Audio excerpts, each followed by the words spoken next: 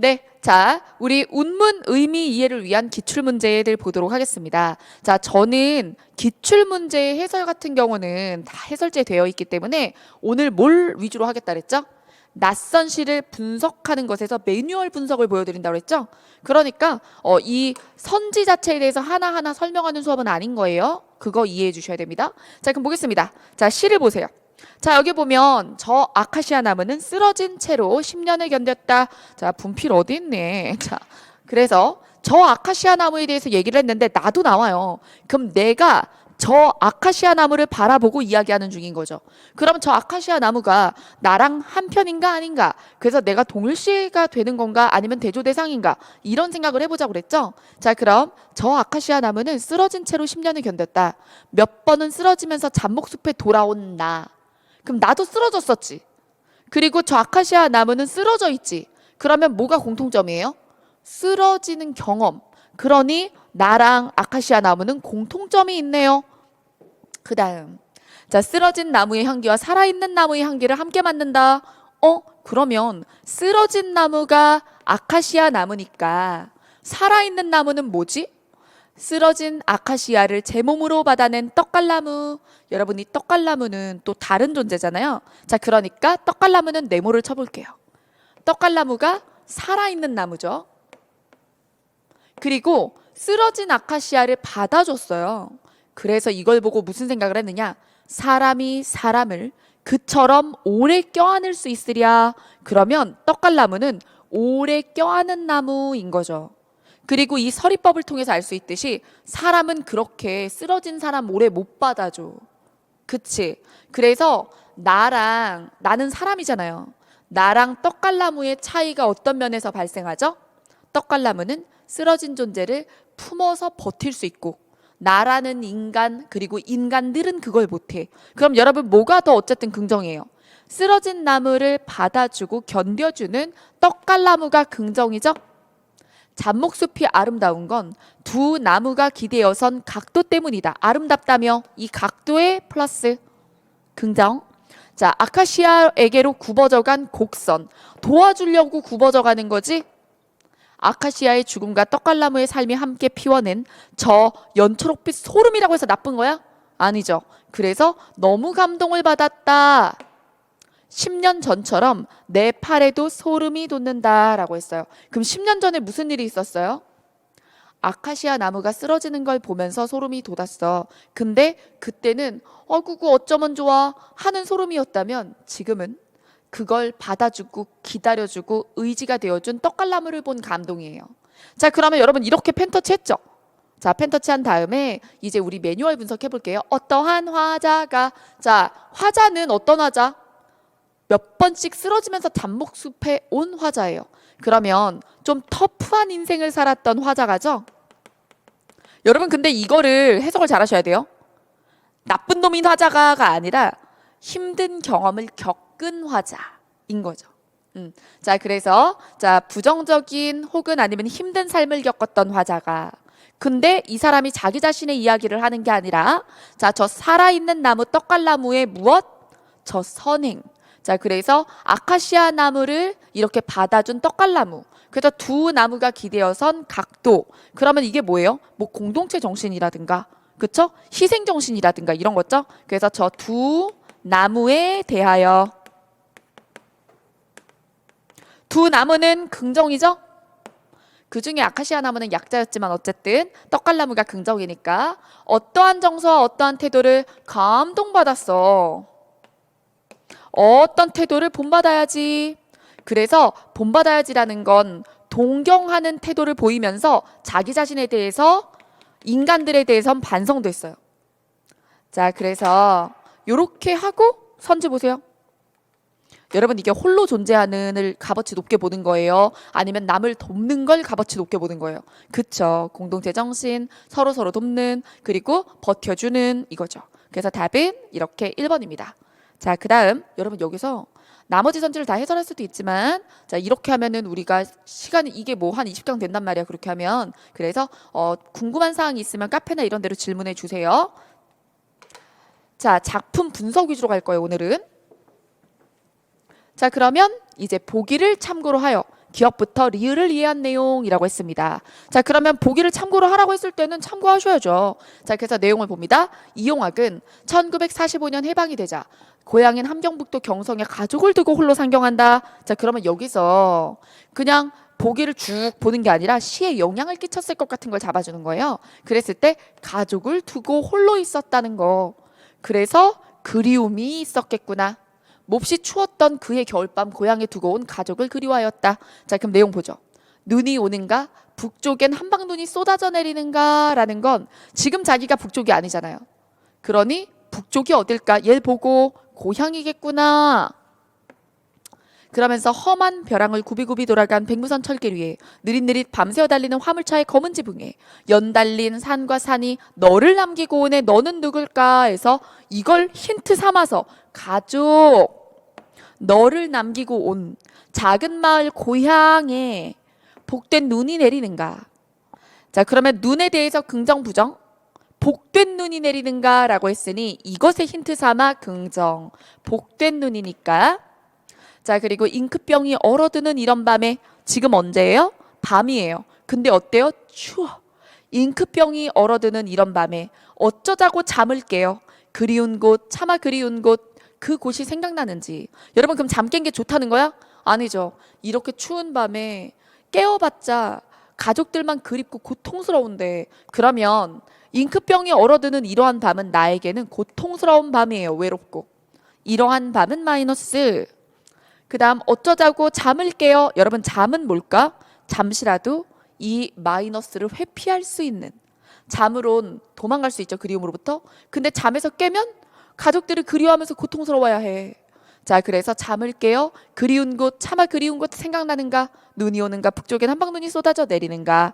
자, 그러면 잠은 이것에서 피할 수 있는 시간이죠. 자, 그러면 답을 볼까요? 자, 여기서 기억은 자신이 떠나온 공간이다. 자, 그 다음에 니은은 고향에 남겨둔 가족이다. 이런 거 다 보기에서 힌트 삼고요. 그 다음에 디귿은 극심한 추위 속에서도 가족을 떠올리는 시간이다. 그 다음에 4번 그리운 일을 볼 수 없는 화자의 절망적인 심정을 투영한 대상물이다. 여러분, 잠 속에서 뭐 꿈을 꿨나요? 이 시에서 가족을 꿈꿨다고 나오나요? 아니죠. 어쩌자고 잠을 깼냐지. 그럼 잠 자는 동안만은 그리움으로부터 벗어날 수 있는데 잠을 깨서 그리워하게 되었구나. 자, 그래서 답은 4번. 자, 그 다음 3번입니다. 다음 시에 대한 설명으로 적절하지 않은 것은 내용 봅니다. 자, 죽는 날까지 하늘을 우러러 한 점 부끄럼 없기를 잎새이는 바람에도 나는 나 잡아주세요. 그 다음에 나와 관련된 감정 타는 서술어들을 다 잡기로 했죠. 여러분, 이거 제가 필수작이라서 우월한 독해에서 해설하는 것도 있지만 그때 해설법이랑 여기 해설법은 좀 달라요. 내신형 해설법에서는 여기다 다 의미 부여를 하고 막 이렇게 하지. 근데 이거는 실시험 시험장에서 낯선 시일 때 대응하는 법이잖아요. 그러니까 요 정도만 하자. 잘 보세요. 여기서 여기 나가 나왔어. 나는 괴로워했다인데 위에도 나의 감정과 관련 있는 게 있으면 칠 거예요. 죽는 날까지 하늘을 우러러 한 점 부끄럼이 없기를 바라왔지. 이건 나의 소망이었어. 근데 나는 잎새에 이는 아주 작은 바람에도 괴로워했지. 부끄럽지 않고 싶었거든. 근데 괴로웠다는 건 여러분, 나는 그러면 어땠던 거죠? 부끄러웠던 거예요. 부끄럼 없이 살고 싶었는데 부끄러워 괴로웠어요. 별을 노래하는 마음으로 모든 죽어가는 것들을 사랑해야지. 여기서 과거 시제가 뭐뭐 해야지 결심으로 바뀌는 걸 알 수 있어요. 자, 그러면 이거는 나의 결심입니다. 이건 나의 소망. 그랬는데 결국에 이건 좌절되었어. 괴로웠지. 자, 근데 이때 그럼 나는 괴로워했다. 여기까지는 절망적이잖아. 그러면 절망으로 흐르냐 했더니 모든 죽어가는 것까지 사랑하겠대요. 여러분, 이건 죽음을 사랑하겠다는 게 아니라 죽어가는 것들을 사랑하겠다는 약간 희생적 자세입니다. 별을 노래하는 마음으로. 별을 노래하는 마음으로 모든 죽어가는 것을 사랑해야지. 그리고 나에게, 그리고 또 다짐을 해요. 나한테 주어진 길을 걸어가야겠다. 주어진 길을 걸어가야겠다. 그래서 이건 어떤 마음이래요? 별을 노래하는 마음이래요. 그러면 별은 긍정.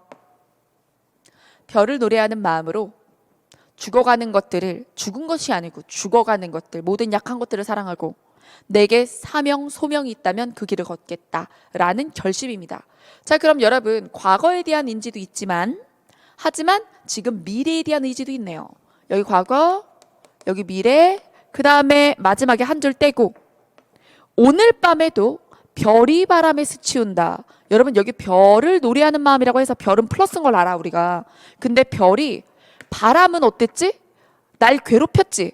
바람은 마이너스인데 별이 바람에 스치고 있대요. 그럼 시련을 겪고 있는 거네요. 그리고 여기 현재적. 자, 이걸 통해서 우리가 어떠한 화자가 무엇에 대하여 어떠한 정서와 어떠한 태도를 이야기해 보면 어떠한 화자가에서 자, 여기에 과거, 현재, 미래가 있는데 현재만 얘기해 볼게요. 현재 어때요? 소망이 현실에 부딪히고 있는 거예요. 이상과 현실이 괴리된 삶을 살고 있네요. 별이 바람에 스치고 있잖아요. 좋겠어요? 바람은 괴롭힌다니까요. 자, 그래서 마이너스한 현실 속을 사는 화자가 이게 바로 현재예요. 근데 현재만 얘기하지 않죠. 두 가지를 얘기하는데 과거와 나의 의지에 대해서 얘기하는 거예요. 과거는 어땠어요? 부끄러웠어요. 그리고 괴로워했어요. 그러면 과거의 정서, 부끄러움, 괴로움. 근데 미래에 어떻게 하겠다 그랬죠? 미래. 의지를 보이면서 모든 걸 사랑하겠다, 길을 걸어가겠다라고 얘기했다고. 그러면 부정적인 삶을 사는, 오늘을 사는 화자가 과거도 부정적이었지만 사랑과 그리고 소명을 따르는 삶을 살겠다고. 태도 그럼 어떻게? 태도는 과거에 있지 않아요. 미래에 어떻게 할 거다 있지. 그래서 태도는 어때요? 의지적. 자, 이게 이 시에 대한 간단한 해설입니다. 현실은 힘들지만 그리고 과거도 힘들었지만 미래에는 자신이 모든 걸 사랑하고 해야 할 일을 하겠다라고 다짐한 시예요. 너무 대강하나요? 근데 이거예요. 이 정도 하면 낯선 시에서 한 바퀴 읽었다는 거야. 그 다음에 상세한 생각은 선지를 보고 하는 거예요. 그러면서 아까 전에 개괄적으로 분석한 것에 빗대어 봤을 때는 이런 이야기는 말이 안 돼. 이런 걸 적절하지 않다고 뜯어내는 거죠. 자, 그러면 내용 볼게요. 자, 1부터 4행은 지금까지 살아온 과거의 고백이다. 맞죠? 과거. 5부터 8행은 미래에 대한 신념 표명이다. 맞죠?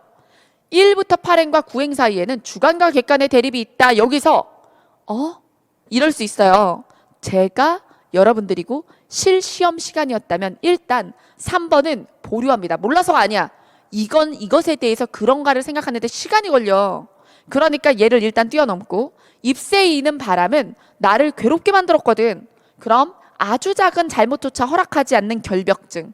스스로 부끄럽지 않고 싶었는데 부끄러웠죠. 아주 작은 것에도. 그러면 나는 도덕적 결벽이 있구나 라고 생각할 수 있어요. 그래서 자기 자신의 작은 잘못도 허락하지 않기 때문에 아주 작은 잘못인 입새에 이는 바람에도 나는 부끄러워한 거예요. 자, 그 다음 9행은 어두운 시대 상황과 극복할 수 없는 시련을 비관적으로 보나요? 여러분, 여기 9행이 이게 미래에 대한 얘기예요? 현실평가예요? 현실에 대한 얘기죠. 오늘도 별이 고통받고 있어요. 근데 그렇다고 미래가 비관적인가요? 여러분, 비관이라는 단어는 현재로부터 미래까지에 대한 태도를 포함하는 말이에요. 앞으로 잘 안 될 것 같다. 이게 비관이야. 근데 미래 태도는 여기가 아니라 여기서 찾으셔야 됩니다. 여러분, 의지적일 때 비관일 수 없죠. 자, 그래서 이 시의 개괄적 해석에 따라 비관은 시에 없는 태도이므로 답은 5번이다. 이렇게. 그럼 그 다음에 3번 해설해 보겠습니다. 3번은 이런 뜻이에요. 과거에 대한 평가와 미래에 대한 의지는 동일한 시대를 살아가는 사람들 사이에서도 매우 달라요. 그래서 어떤 똑같은 삶을 살아도 어떤 사람들은 떳떳했을 거고 어떤 사람들은 부끄러웠을 거예요. 자기 양심이니까. 그래서 과거에 대한 자기 자신에 대한 생각이나 감정, 그리고 미래에 이렇게 해야지라는 태도는 주관적인 것인데 현재의 일제강점기의 삶이 피폐하다는 것은 객관적인 평가라는 겁니다. 윤동주의 시였습니다. 자, 그 다음 4번입니다. 다음 시에 할머니에게서 얻을 수 있는 삶의 교훈. 여기서 그냥 시를 이해한 걸 기반으로 문제를 풀어라 이게 아니라 딱 정확한 질문이 있어요. 자, 정확한 질문이 뭐죠? 할머니에게서 얻을 수 있는 교훈이요. 그럼 우리는 시에서 나가 나와도 내가 할머니를 어떻게 생각하는지, 할머니를 왜 등장시켰는지를 봐야 돼요. 자, 그럼 펜터치 하겠습니다. 자, 여기서 할머니가 참깨를 터네요. 그럼 참깨를 턴다. 보아하니 할머니는 슬슬 한다. 할머니한테 교훈 얻어야 돼. 그러면 할머니의 동그라미 칠래. 할머니는 슬슬 막대기지. 그치만 젊은 나는 한 번을 내리치는데도 힘을 더한다. 그럼 이거는 물결. 세게. 자, 여기서 세상사에 흔히 맛보기 어려운 쾌감이 참깨 털어내는 일에 있는 것 같다. 한 번 내리쳐도 쏴 떨어지는 흰 알맹이들. 그래서 기가 막히게 신이 나가지고 휘파람을 불면서 막 털었어요. 이거는 다 누구 얘기죠? 나예요, 나. 사람도 아무 곳에나 한 번만 기분 좋게 내리치면 쏴 쏟아지는 것들이 얼마든지 있을 거라고 생각하면 정신없이 털다가, 여러분 제가 펜터치 안 하죠? 왜죠? 할머니의 행동이나 할머니의 말이나 아무것도 안 나왔어요. 그냥 나예요. 그래서 안 친 거예요. 그러다가 아가, 여기서 할머니가 말을 하잖아. 아가가 누구예요? 나라고. 그럼 아가, 모가지까지 털어져선 안 되느니라. 그러면 할머니가 슬슬 막대기질을 한 것은 모가지까지 털어지면 안 되니까. 할머니가 나를 안타까워하는 꾸중을 듣기도 했다. 그러면 내가 막 세게 신나게 치고 막 이렇게 하니까, 그러면 그렇게 너무 힘주고 너무 빨리 치면 모가지까지 떨어진다. 이거였단 말이에요. 그러니까 빠르고 세게 하는 것이 다 좋은 게 아니다 이거예요. 맞죠? 자, 그러면 답은 여기서 지나침을 경계하고 순리를 따라 슬슬 하라고. 여러분 여기선 제가 어떠한 하자가 무엇에 대해서 어떠한 정서 어떠한 태도를 안 하죠. 왜? 일단 그런 게 필요 없는 시예요. 기본적으로. 왜? 이거는 일화적이죠. 그래서 사실은 시라고 썼지만 시라기보다는 하나의 수필 같은 느낌이에요. 이럴 때는 함축적 의미를 밝히기 위해서 긍부정의 의미 부여가 구태여될 필요가 없어요. 왜냐하면 되게 직접적이거든요. 자, 그 다음 5번입니다. 자, 5번에 다음 시조와 가장 유사한 정서가 나타나는 것은 이라고 했습니다. 내용 볼게요. 방 안에 켜있는 촛불, 누구와 이별하였길래? 자, 그러면 촛불을 바라봅니다. 자, 그리고 겉으로 눈물 지고 속 타는 줄 모르니 저 촛불 나와 같아서. 자, 동일시. 자, 어땠다고요? 누구와 이별했니? 겉으로 눈물 흘리고 속 타는 줄 모르는고 저 촛불 나와 같아서. 속 타는 줄 모르는구나. 그럼 나와 촛불의 공통점, 이별하고 울고 있다 이거죠. 자, 그래서 이제 단종과 관련된, 단종을 보내고 슬픈 신하의 마음이었죠. 자, 그럼 여러분 여기서 그런 걸 시조를 미리 알았으면 좋겠지만 미리 모른다고 해서 이별을 잡지 못할 건 아니잖아요. 자, 그래서 1번부터 4번에서 이별의 슬픔을 고르시면 되겠습니다.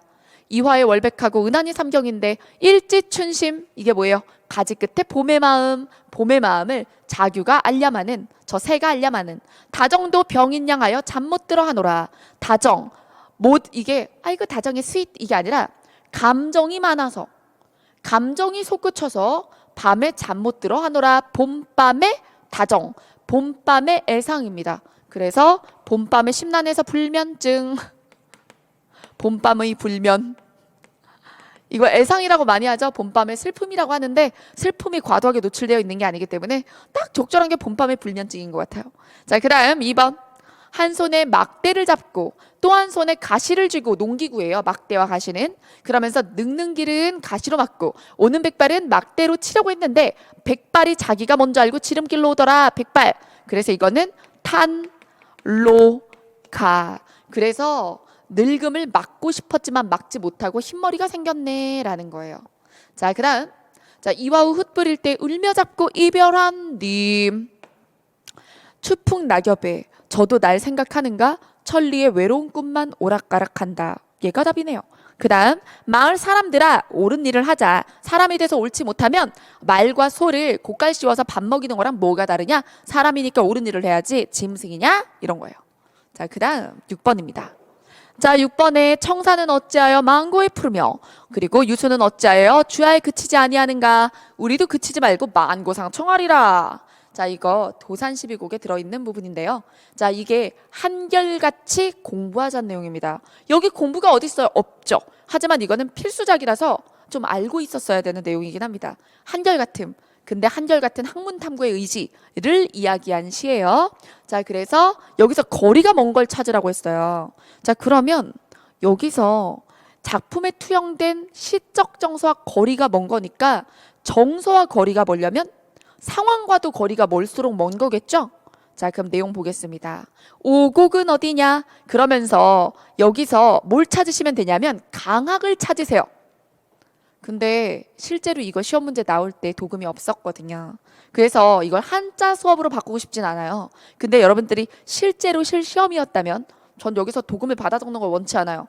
사실 몰라 그래도 한자 중에 아는 한자 학이 나왔어야 돼요. 배우락이.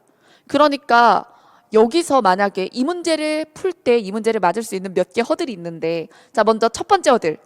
이게 그냥 자연에 대한 얘기만이 아니라 학문 탐구에 대한 얘기라는 것까지 알았어야 되고, 둘, 그리고 배우락자를 읽을 수 있어야 되고. 자, 그 다음에 또 2번에 보면 잔들고 혼자 앉아 먼 산을 바라보니 그리운 님이 온다 한들 반가움이 이러하랴. 그러면서 말씀도 웃음도 아니하여도 못내 좋아하노라. 이건 자연 친화. 먼 산을 바라봤다.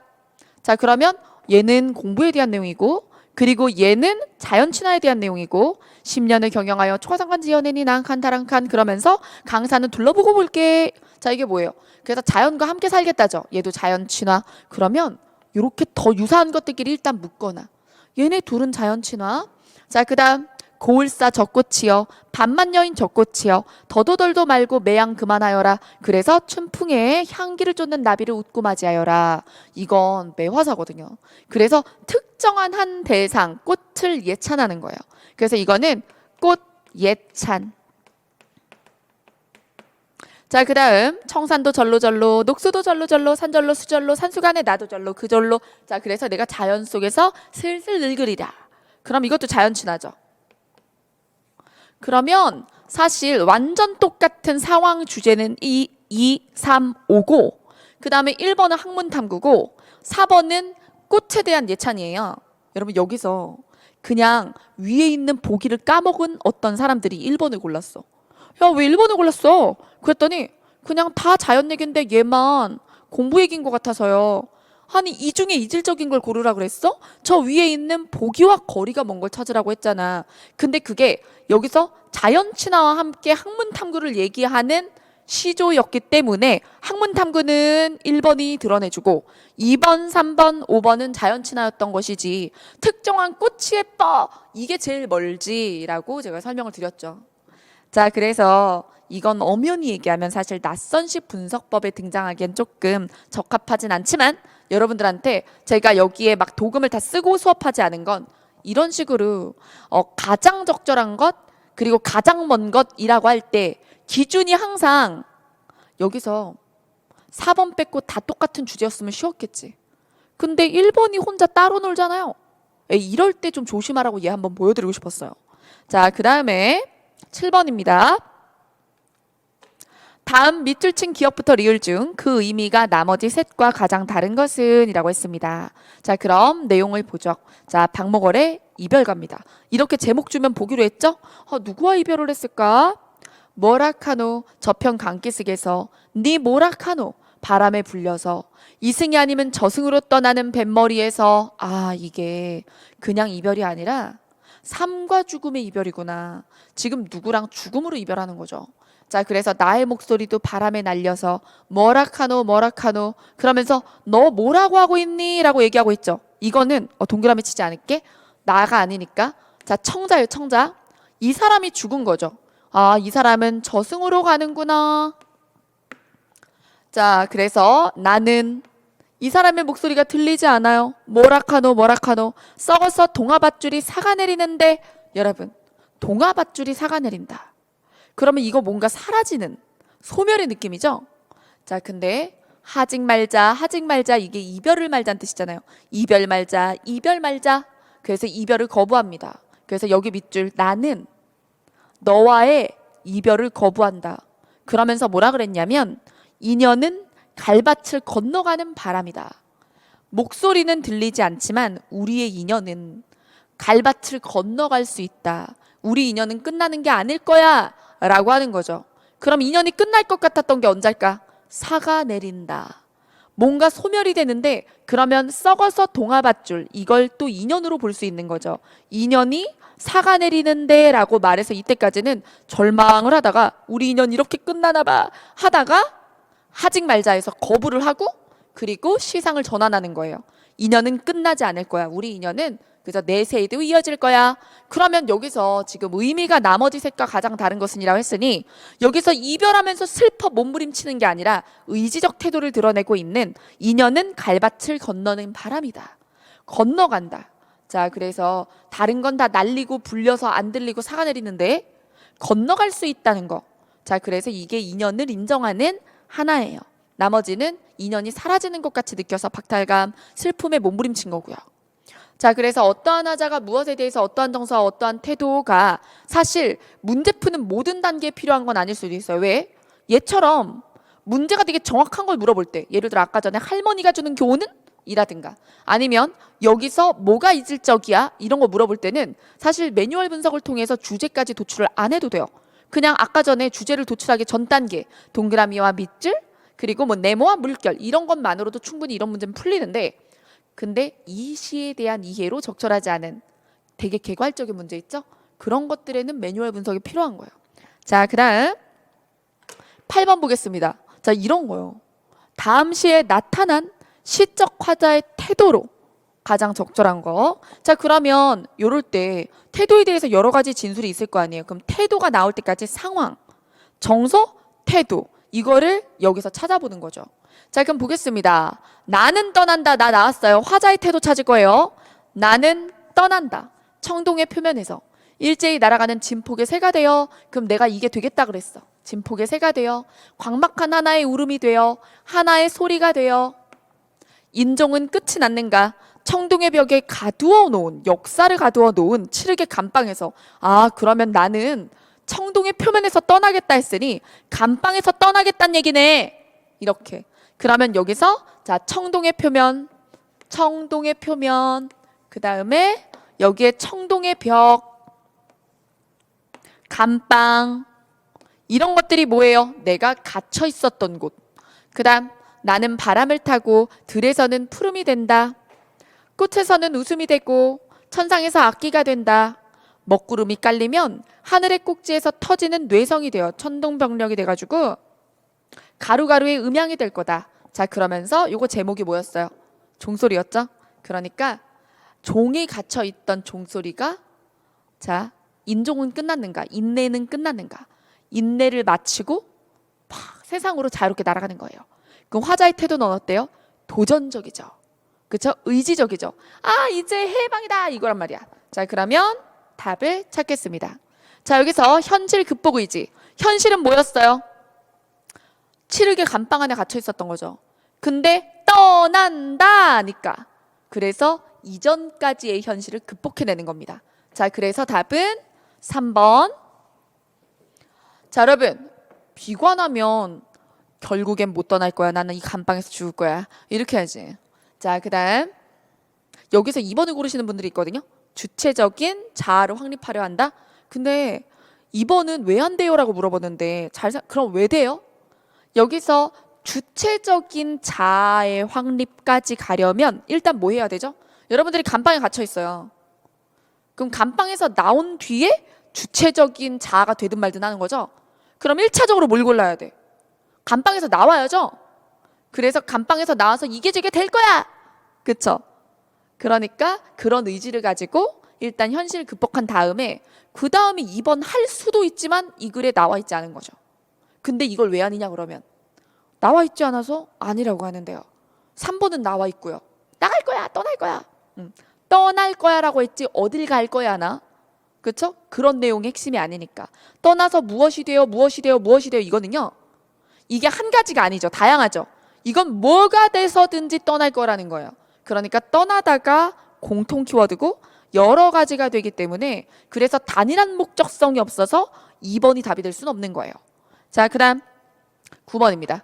자, 9번에 가와 나에 대한 이해로 적절하지 않은 것은 이라고 했습니다. 자, 그러면 여기 볼까요? 9번에 자, 여기 어제여 내일이여 그리워할 줄 몰랐더냐 있으려 하면 가라면은 굳이 보내놓고 그리워하는 내 마음 나도 모르겠다 나. 자, 보내놓고 그리워하는 정이 바로 상황과 정서입니다. 말렸으면 안 갔을 텐데 굳이 보내놓고 그리워하고 있어요. 자, 그럼 이거는 보내놓고 그리워하는 마음이다. 밑으로 내려가서 가와 관련된 거에 OX 할게요. 어저 내일이요 라는 건 회한, 후회가 있어요. 맞죠? 회한 맞고, 그 다음 가와 나의 화자는 모두 이별의 상황에 처해 있다. 그쵸? 보내놓고 그리워하죠. 가와 나는 모두 화자를 자신을 사물에 비유하였다. 사물 없어요. 자, 그러면 적절하지 않은 거 쓰니까 답 나왔네요. 몇 번이죠? 네, 4번입니다. 자, 나를 보지 않았는데 답이 나왔어요. 아유, 이렇게 문제를 내면 안 되지. 검토지 뭐 하냐고. 자, 그 다음에 자, 여기서 맷버들 가려 꺾어 보내노라 님에게. 자, 맷버들을 꺾어서 님에게 보내겠대요. 주무시는 창밖에 심어두고 보소서. 밤비에 새피 나면 나구나 여겨주소서. 나라고 여겨주셔서. 그러면 나를 맷버들을 이렇게 보내서 맷버들 보고 날 생각해달라고 얘기했거든. 자, 그러면 나 볼게요. 가려 꺾어. 맷버들을 아무거나 보내는 게 아니라 가려서 꺾는 거야. 자, 그러니까 예쁜 맷버들을 보내고 싶은 정성. 가려 꺾어요. 그 다음에 이별의 상황에 처해 있다. 맞아요. 그러니까 맷버들을 보내죠. 그리고 난이들 봐주소서라고 했고, 그 다음에 여기서 나를 맷버들이라고 이렇게 생각해달라. 반대다. 맷버들을 나라고 생각해달라고 표현을 했죠. 근데 이게 어떤 비유법이 쓰였다고 보기 조금 어려워요. 그래서 우리가 화자가 맷버들의 자기를 투영하기는 했지만 이거를 무슨 법, 뭐 은유법이나 직유법이나 뭐 이런 걸 사용한 건 아닙니다. 그래서 자, 화자 자신을 사물에 투영하였다 정도가 맞고요. 그래서 이럴 때는 사실은 이런 식으로 선지를 모호하게 쓰면 안 되는데, 뭐 비유법을 사용한 건 아니고 빗대어 생각해 달라고 요청했다 이거지. 근데 이걸 고민할 필요가 있어? 왜? 가가 지워졌잖아. 그러면은 이제 끝나는 거죠. 나가 오해요, X예요. 근데 진술이 애매하다니까요. 왜? 그냥 화자가 자신을 사물에 투영하였다 O. 비유법을 사용해서 비유하였다는 X거든요. 네. 자, 이상하게 쓴 선지야. 자, 그 다음 10번입니다. 자, 10번에 다음 시에 대한 감상이다. 적절하지 않은 것은 바다 나비입니다. 자, 매뉴얼 분석해볼까요? 왜? 질문이 모호하니까요. 그래서 매뉴얼 분석을 해볼게요. 어떠한 하자가 누구에 대하여, 무엇에 대하여 어떠한 정서, 어떠한 태도를. 아무도 그에게 수심을 일러준 적이 없기에 흰 나비는 도무지 바다가 무섭지 않았다. 청무후밭인가에서 내려갔다가는 여기 나가 안 나오죠? 그러면 내가 바라보는 나비의 동그라미를 칠게요. 아무도 그에게, 그는 흰나비. 아무도 그에게 수심을 알려준 적이 없어서 나비는 바다가 무섭지 않았어요. 근데 이걸 여러분, 바다가 무섭지 않은 게 바다의 두려움을 알고도 무섭지 않은 거예요? 아니면 멋몰라서 그러는 거예요? 멋모르고 그러는 거죠? 수심을 모르잖아요. 수심을 몰라서 바다가 두렵지 않다라는 건 세상 물정을 제대로 몰라서 세상을 무서워하지 않는 철모르는 현대인과 같아요. 그 다음 청무밭인가 해서 내려갔다가 어디가? 바다가 파란 무밭인가 해가지고 내려갔다가 어린 날개가 물결에 절어서 공주처럼 지쳐 돌아오는 게 좋아요? 누가 지쳐서 돌아오면 좋으십니까? 아니죠. 부정적인 상황이 되고 맙니다. 그러니 바다는 시련이에요. 자, 그래서 물결, 바다 모두 다 마이너스. 그러면 나비는 뭘 소망했어요? 청무밭이 플러스인데 바다는 마이너스거든. 3월달 바다가 꽃 피지 않아서 슬퍼. 자, 꽃이 피었으면 청무밭이겠죠. 자, 그러면 여기 꽃이에서 꽃은 플러스. 꽃이 피지 않아요. 그래서 서글픈 건 나비의 감정. 서글픈 나비 허리에 파란 초생딸이, 새파란 초생딸이 시리다. 시리다는 고통이에요. 시리다. 자, 그래서 이렇게 펜터치 해준 다음에 어떠한 화자가, 자, 여러분 여기서 화자의 상황은 노출되지 않아요. 뭘 바라보는 화자가?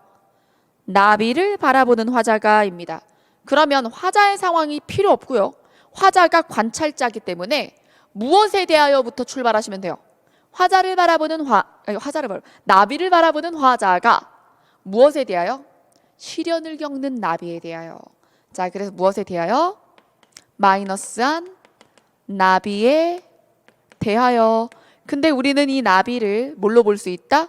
너무 순수해서 무지해서 시련을 겪는 거죠. 마이너스한 상황의 나비에 대하여 어떠한 정서와 어떤 태도를 느낄까요? 여기서 화자의 정서가 나오나요? 공주처럼 지쳐서 돌아온다. 공주는 연약한 나약한 공주처럼 지쳐서 왔다. 여기서 애처로움, 안타까움이 드러납니다. 자, 그래서 여기서 연민의 정서, 그 나비허리에 새파란 초생딸이 시리다, 안타까운 거죠. 안타까움이 연민이죠? 정서와 태도는 동일합니다. 동일할 수 있어요. 자, 그래서 안타까움을 느낀다 그 이상의 태도나 정서가 없죠? 자, 그러면 1번. 3월달 바다와 새파란 초생딸은 모두 차가운 이미지이다. 바다도 마이너스, 초생딸도 마이너스예요. 왜? 시리게 했잖아. 자, 그 다음 춥고 이거를 가지고 바다도 파란색이고 새파란이니까 파란색은 원래 냉한 색이니까 이렇게 생각할 수도 있겠지만 여기서 차가운 이미지를 왜 할까? 사람이 본능적으로 차가운 이미지에 대해서는 마이너스의 감각을 느끼거든요. 그래서 부정적 시어다라는 걸 근거로 성립시키세요. 그 다음에 화자는 공주처럼 나약한 나비의 의지 부족과 방관적 태도를 비판한다. 화자가 나비를 비판하려면 나비 잘못이어야 돼. 저런 무식한 수심을 왜 모르니? 이럴 거야. 아무도 알려준 적이 없잖아. 아무도 알려주지 못해서 그랬다고. 자, 그러니 이거는 나비는 안타까운 동정의 대상이지, 동정과 연민의 대상이지 비판적 대상이 아닙니다. 그래서 의지가 부족해서 그런 게 아니죠. 너무 지나치게 순수했기 때문이에요. 그래서 답은 2번. 흰나비는 바다의 실체에 대해 모르고 있었다. 그렇죠.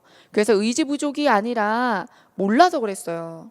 그리고 방관적 태도 날아갔는데 이것도 아니지. 그리고 비판하면 안 되지. 연민해줘야지. 그 다음 청무밭은 바다와 대립되는 이미지다. 여기는 플러스, 여기는 마이너스. 자, 그 다음 11번입니다. 다음 중 보기의 시에 대한 감상으로 가장 적절한 것은? 이라고 했습니다. 내용 보죠. 자, 계절이 지나가는 하늘에는 가을로 가득 차 있습니다. 나는 나 잡아주세요. 아무 걱정도 없이 가을 속의 별들을 다 헤일 듯합니다. 그래서 이거 무슨 의미지? 무슨 의미지? 하지 말고 더 봅니다. 자, 그래서 나는 별들을 다 헤일 듯하다. 그 다음 가슴 속에 하나둘 새겨지는 별을 이제 다 못 세는 것은 쉽게 아침이 오기 때문이다. 이거 뭐냐면 밤에 별을 세다가 별이 하도 많으니까 금방 아침이 와서 그래서 별이 안 보이잖아요. 그러니까 이 별 다 세기에는 밤이 너무 짧다 이거죠. 자, 그 다음 내일 밤이 남은 까닭이요. 여기서 아침이 금방 와서 별을 못 센 것도 있지만 내가 내일 밤에 또 세려고 남겨뒀지, 이렇게도 볼 수 있는 거예요. 내일 밤이 남았기 때문이고, 그 다음에 아직 나의 청춘이 다하지 않은 까닭입니다. 청춘이 다 끝나면 별을 안 샌다는 얘기네. 그러면 이 별은 청춘일 때 새는 별, 소망, 열정을 품은 대상들, 이렇게 볼 수 있는 거예요. 그래서 이 별과 별을 세는 행위와 청춘이 관련 있구나. 별 하나의 추억, 별 하나의 사랑, 별 하나의 쓸쓸함, 별 하나의 동경, 별 하나의 시, 별 하나의 어머니. 여러분 여기서 여러분 쓸쓸함 때문에 뭐야 안 좋은 것도 섞여 있어 이럴 수 있어요. 근데 시인으로서는 이 모든 감정이 소중한 거예요. 그래서 열거된 건 다 의도가 같다 그랬죠. 열거된 건 내가 청춘에 헤아릴 것들이에요. 내가 청춘인 동안 생각해야 할 것들이요. 자, 그럼 1번 화자는 어린 시절의 친구들을 청자로 설정하여 내면을 고백하고 있다. 알 수 있나요? 자, 여기서 알 수 없죠. 그러면 이걸 가지고 그럴 수도 있잖아요. 이러시는 분들이 있다고. 여러분 그런 게 아니에요. 이거는 지금 긍정 발문이잖아요. 가장 적절한 것은 당연히 그러하다를 고르는 거지 물음표를 고르는 게 아니야. 자, 그 다음 화자의 내면과 갈등 관계에 있는 현실의 비판적 시각을 보냅니다. 여러분 내가 별을 세는데요. 뭔가를 비판하는 게 아니죠. 자, 그래서 얘는 X가 확실해요. 별은 시적 화자가 지향하는 내적 세계를 나타낸다. 청춘이 닿을 때까지 저걸 셀 거예요. 지향. 자, 그 다음 별은 현실 상황의 변화를 바라보는 화자의 현실적인 욕망이다 그랬는데 이런 디테일이 여기 있다고요? 추억, 사랑, 쓸쓸함, 동경, 시, 어머니인데요? 그게 현실적 욕망이라고요? 자, 그래서 이런 것들은 현실적인 것들을 나열했다고 보기 어렵습니다. 답은 3번입니다. 청춘이 다하는 동안 내가 생각하고 밤마다 생각할 것들. 자, 그 다음 12번이요. 정희성 저문강에 삽을 씻고. 자, 흐르는 것이 물뿐이랴. 우리가 저와 같아서 뭐와 같아요? 물과 같아서 우리 나왔어요. 동그라미. 화자를 찾았다. 우리를 동그라미 하시고. 그 다음에 저와 같아서, 저 물과 같아서. 자, 강변에다가 삽을 씻으며. 자, 우리에겐 뭐가 있어요? 삽이 있어요. 그러면 우리는 노동자구나. 삽을 씻으며 거기 슬픔을 퍼다 버린대요. 그럼 우리는 슬펐구나. 이렇게 일이 끝나 저물어 스스로 깊어가는 강을 보며. 여러분, 일이 끝났어요. 해는 저물어 가요. 근데 강이 왜 점점 깊어져요? 그런 강이 있어요? 우리가 자꾸 거기다 뭘 버려요? 삽으로 슬픔을 버리잖아. 그러니까 슬픔이 점점 쌓여서 점점 깊어지는 거지. 스스로 깊어가는 강을 보며 쭈그려 앉아 담배나 피고 나는 돌아갈 뿐이다. 그럼 여러분, 담배 피워서 좋아 이거야? 이럴 뿐이다 라는 건 그것밖에 할 수 있는 게 없다는 거예요. 체념적인 문체죠. 뭐뭐 할 수밖에 없다, 이런 거. 그 이상을 할 수 없다. 자, 그래서 뭐뭐리을 뿐이다의 문체도 좀 봐주시고, 그 다음 삽자루에 맡긴 한 생애가, 노동자 맞죠? 이렇게 저물고 저물어서 하강적 시어 하강적 시어, 정서나 태도도 같이 다운될 때가 많아요. 샛강바닥 썩은 물에 달이 뜨는구나. 우리가 저와 같아서, 저는 여기선 달이요. 썩은 물에 뜨는 달이요. 저 하늘에 뜨는 달 말고, 당당하게 저 하늘에 뜨는 달 말고 썩은 물에 뜨는 달처럼 살고 있어서 흐르는 물에 삽을 씻고 먹을 것이 없는 사람들의 마을로 다시 어두워 돌아가야 한다. 어두운 얼굴로 돌아가야죠. 그럼 여러분, 여기에 희망이나 의지가 있습니까? 그냥 또 먹을 것이 없는 곳으로 담배 피고 돌아갈 뿐. 내가 그럴 수밖에 없을 뿐 할 수 있는 게 없다 해요. 자, 그럼 어떠한 화자가 삽자루를 씻는 화자. 자, 그러면 노동자인 화자가, 그럼 여기서 이 노동자임을 되게 당당해 하고 막 뿌듯해 하고 막 이러나요? 아니죠. 그럼 마이너스로 해야겠죠? 노동자의 삶을 살아가는 화자가 무엇에 대하여? 노동자로서의 삶에 대하여, 자기 자신의 삶에 대해 어떠한 정서, 어떠한 태도? 슬퍼. 그리고 또 먹을 것이 없을 거거든. 그래서 슬픔, 태도도 어때요? 절망. 이렇게 4개가 다 마이너스 떴어요. 자, 그럼 화자는 일 마치고 해지는 강변에 나와 삽을 씻는다. 화자는 강물에 슬픔을 퍼다버리고 먹을 것이 없는 사람들의 말로 돌아가야 한다. 화자는 삽자리에 맡긴 한 생애라는 표현으로 자신의 삶을 압축적으로 드러낸다. 노동자다. 화자는 주관적인 감정을 배제하고 X. 배제하지 못했죠. 그리고 해지는 강가의 풍경을 객관적으로 그리는 게 아니라 굉장히 주관적으로 그려서 달이 샛강바닥에 있는데 그 달 신세가 내 신세다라고 얘기하고 있죠.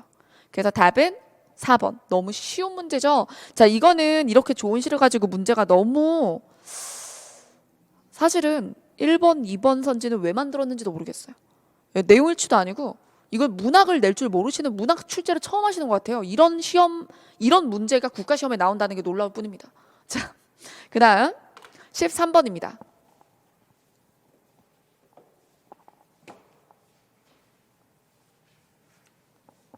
자, 이 문제는 금방 제가 어떤 문제가 너무 쉽다고 욕을 했는데 이 문제는 또 여러분들이 굉장히 어려워했던 문제였어요. 자, 보면 다음 글의 특징으로 적절하지 않은이죠. 자, 여러분 이때 적절하지 않은이라고 무조건 선지부터 보려고 하시는 분들이 있는데, 문학은 부정 발문이어도 내용에 대한 질문이면 선지를 먼저 읽으면 안 돼요. 왜? 나에게 그 선지로 인해서 혼선이 생겨. 가뜩이나 객관성을 유지하면서 시를 분석하기도 힘든데 아까 전에 봤던 애들이 날 꼬신다고. 그러니까 선지를 절대로 먼저 보시면 안 돼요. 아시겠죠? 자, 그래서 의미 문제는 선지 먼저 보면 안 된다. 표현상의 특징 문제 18패턴. 18패턴 쪽은 선지를 먼저 보고 지문을 보는 거예요. 유형에 따라서 움직이는 거예요. 이 발문의 긍부정에 따라서가 아니라 문제 유형에 따라서. 그럼 문제 유형 어떻게 알아요? 우리 눈은 카메라. 선지 훅 보면 표현상의 특징 문제인지 의미 문제인지 알지. 근데 그거를 자세히 의미화해서 머리에 넣지 말라고. 자, 그럼 내용 봅니다. 가리워진 안개를 걷게 하라. 여러분, 화자가 뭐뭐 하라고 명령하고 있잖아요. 그럼 뭘 걷으래요? 싫으니까 걷겠지. 좋은 걸 걷겠어? 그러니 가리워진 안개를 걷게 하라. 걷어라. 그 다음 국경이며 탑이며 어용하게 울타리며 열거한 건 다 똑같은 의미라고 그랬어요. 쭉 농기구예요. 가래로 밀어서 바다에 쳐넣어라. 자, 그러면 얘네 다 싫은 거야. 국경이며 탑이며 어용하게 울타리며 쭉 밀어서 없애버려요.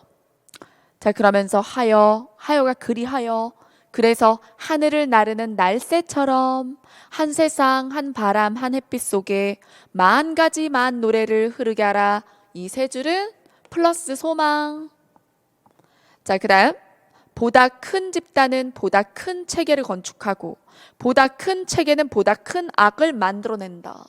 자, 여러분 그러면 이게 점층인데 슉 점층이면서 연쇄예요.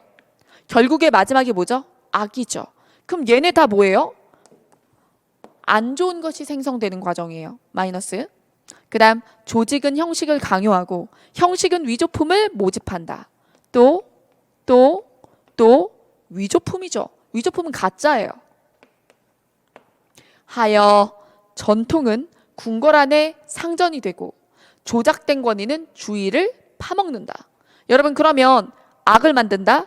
위조품을 만든다. 그리하여 전통이라는 게 여기선 좋은 뜻이 아닌 거죠. 근데 이런 편견에 빠진 사람, 우리의 전통은 소중한 것, 전통이란 단어는 좋은 단어가 아닐까 이렇게 생각하면 이걸 못 읽는 거예요.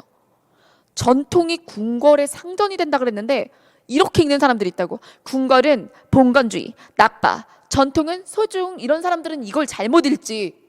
시인이 무슨 의도로 썼는지를 봐야지. 내가 원래 알기로는 이 개념은 이런 개념이야. 이런 건 여기다가 쓰는 게 아니에요. 이건 비문학이가 아니거든요.